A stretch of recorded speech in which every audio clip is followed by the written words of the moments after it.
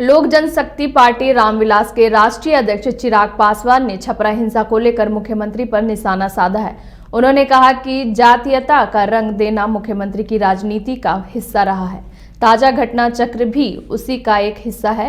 ऐसी घटना बिहार में घटित कैसे हो जाती है, इस बात का प्रदेश के गृह मंत्री, जो संयोग से मुख्यमंत्री भी हैं, वह जवाब दे। चिराग पासवान ने कहा कि अपराधियों के मन से खौफ किस कदर निकाला हुआ है कि इस तरह से 3 युवकों को बांधकर पीटा गया। चिराग पासवान ने कहा कि अपराधियों के मन में कोई डर नहीं बचा है।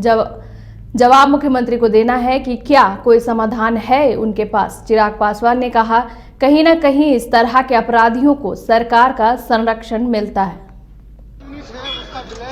आपकी पार्टी में हो गया, कहाँ निगाहें हैं आपकी? भाई मेरी निगाहें कहीं पर नहीं है। हाँ, जिन लोगों की निगाहें एक ऐसे राजनीतिक दल की तरफ है, जो राजनीतिक दल जात पात धर्म मजहब से उठकर विकास की सोच रखता हो, जो युवाओं को सशक्त करने की बात करता हो, जो युवाओं के हक अधिकारों की बात करता हो, जिनकी नजरें ऐसे दल की तरफ है, वो अगर लोक जनशक्ति पार्टी रामविलास की तरफ आना चाहते हैं, जिसका ताजा उदाहरण नागालैंड का है, जहां पे यकीनन भाई हर कोई जानता है मुख्यमंत्री नीतीश कुमार जी की पार्टी का कोई भविष्य बचा नहीं है, जिनका वर्तमान ही इतना अंधकारमय हो, जिनको यही नहीं पता कि उनकी पार्टी कितने समय चलेगी, जिन्होंने पहले ही भविष्यवाणी कर दी हो कि आने वाले दिनों में मेरी पार्टी का कोई अस्तित्व नहीं, दूसरे दल के नेता उनके पार्टी के उत्तराधिकारी बनेंगे। तो जब ये बातें ही स्पष्ट हो गई हैं कि एक ऐसा राजनीतिक दल जिनका भविष्य ही नहीं बचा, ऐसे में उनके दल के नेता स्वाभाविक है कि एक बेहतर भविष्य की तलाश में लोक जनशक्ति पार्टी रामविलास के साथ जुड़कर काम करना चाहते हैं। जहां तक रही बात नागालैंड में चुनाव को लेकर, लोक जनशक्ति पार्टी रामविलास का संगठन मजबूती से आगे काम कर रहा है। परिणाम ही अपने में दर्शाएंगे। 3 तारीख को जब वहां के परिणाम आएंगे, बताएंगे कि पार्टी का प्रदर्शन बेहतरीन वहां पे रहने वाला। बर्बादी की कगार पर है ही।